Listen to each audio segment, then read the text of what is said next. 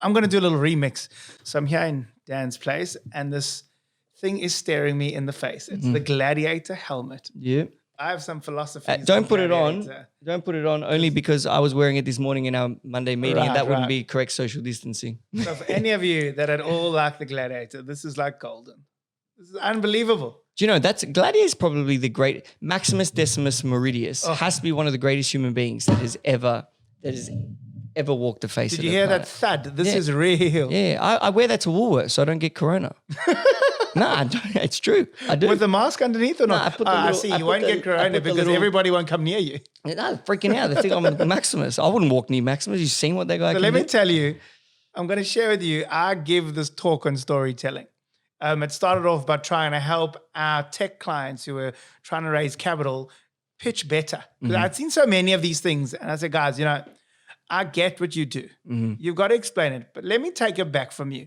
I have this theory that everybody wants to be entertained. When you're sitting here with me today, I want to have a good time and you want to have a good time. And if we're not having a good time, this was a waste of time. Well, I am. So but we're having a great time. Yeah. And as I said, you look great. You're a great date and I've had a great conversation. I'll go out with you again. Thank you. Oh, we're going to have you back on. But if you notice, Gladiator is a story about storytelling. Maximus is down and out, gets found by Proximo's gladiator slaves. He comes back and he's just a grumpy guy. He's a grumpy. He just wants to kill people. Let's be honest. He's forced to be a gladiator. He just kills people. He's the best fighter in the whole land. And Proximo tells him the following before one of the fights. He says, the people don't want a butcher. They want a hero. Now, every single SME, listen to me. This is one of the biggest messages that I espouse. People want a hero. They don't want a butcher. Now, the butcher is the skills that you have, the product that you're selling, whatever it is you're giving people, that's the butcher. That's not the hero. Now, to win a fight, you've got to have the skills of a butcher or you won't win. But to go and meet the emperor, what he wanted to do, he had to be the hero and he had to entertain. He had to figure out, how do I get the crowd to love me so I can keep on growing and growing and eventually get to the Colosseum and eventually get in front of the emperor. I go through different pieces of the gladiator, but there's another part where Proximo is explaining how he got his freedom and he tells the story and you can see how Maximus goes from hating the guy to like, wow, I've just connected with you. I want to be that, what you just did. And it's because he was the hero. He became the hero to Maximus. The symbol that it's, you got to be able to tell a story. Can you tell me, I really want to just learn all your knowledge on these R&D grants. I want to know what it is, how much money the government allocates to it, why the government does it, and I want to know how I can do it myself, or so others could understand it. Look, the government at the moment is putting in $2 billion a year into the R&D tax incentive. That's pretty good of them, isn't it? It's a lot of money. It's a lot of money. It's up and down how much they put in, but it's always in the billions. It's and as I said, if you're a tech company who's developing and making losses, that's when it's the key to using it. You could get back 43.5% on your dev. There's a cap, but you're talking about hundreds of millions. So how does it work? So let's say I'm CUB now. We just spent a couple $100,000 on a piece of technology that we're releasing to the members. It's going to revolutionize the way Australian entrepreneurs connect.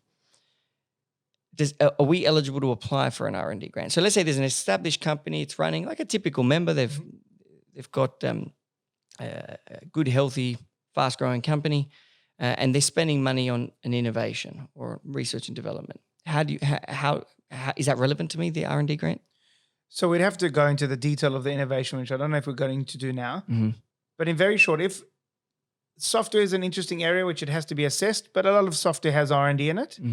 So yes, if you spend all this money on creating this innovative software, your benefit, if you built it last financial year, is 43.5%. It going forward, so whatever your tax rate is plus 13.5%, which for most SMEs is a 41% benefit.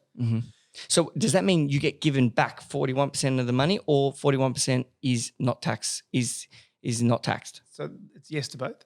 Okay. If a company is in a profit, okay, so let's just take $100,000 as an example.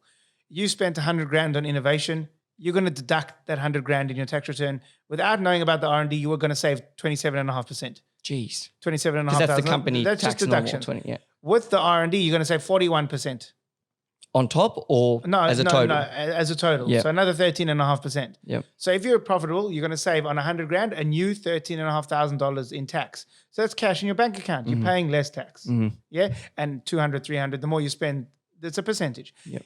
If a company's in losses, you get the full percentage back in cash. So if you spend the money in last financial year, so you've spent 100 grand last financial year, you get 43.5% back in cash, $43,500 cash in the bank. And how do you think religion translates into business?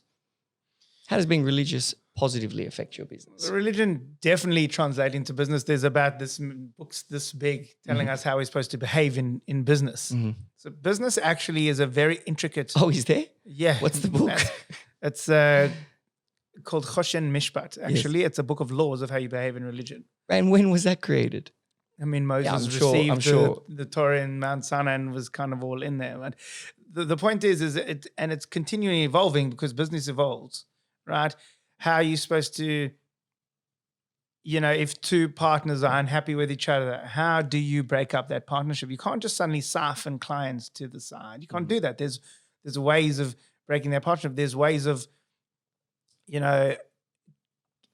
how do you remunerate people? You have to remunerate on time. It's not like I can't make it this month, I'll pay you 5 days late. It's not how it goes. You figure out how to pay those people now. Yeah. So it literally directly impacts the way you operate as a business. I've made certain decisions in business that most people would say you're crazy, that have cost us a lot of money, but that's how you got to do it. And that's how you do it. That's fine. I mean, well, I'll give you an example that probably most people could relate to. April is the R&D deadline. I mean, at the moment, it's been pushed off by a few months because of what's going on in the world. But the general deadline is 10 months after your year end, which in this country would be April. It's our busiest month from everything, including sales. The Jewish religious holiday of Passover, Pesach, is in that month. And for about 5 days, we cannot land new deals. Just can't. It's our busiest month. You're talking about a ton of money, and we just simply cannot land new deals because you cannot create new business during a Jewish religious day. So we don't land deals. Now people will look at you, are you mad? It's your busiest month. We don't land deals. Now, do we believe it comes back many times in other areas? Just yes, we do. But it's very, very hard. And people contact, like I'll get a phone call. So how it works is there's 2 religious days in the beginning where you can't, no electricity, anything, like the Jewish Shabbat. And then there's a few days in the middle that are kind of half religious, half not. And on those days, I can take a phone call. But if a guy wants to do a deal, I've got to say, I'm sorry, can you wait till next week? But